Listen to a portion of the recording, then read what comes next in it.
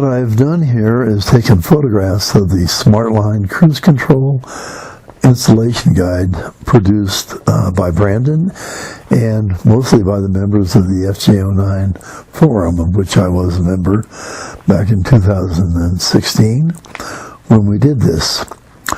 Brandon and Brandon Distributing Company appear to have fallen off the edge of the earth.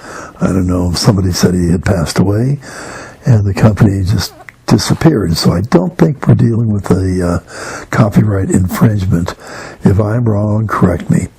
My recommendation is that you read these if you're going to install one of these leftover systems that somebody has or a used one. Look it over, see if you can find what page you need. Either take a screen capture or a photograph of that page, and or all the pages, I don't care. And do what you need to do to get that thing installed and working. It's a good system, I would say. So, good luck.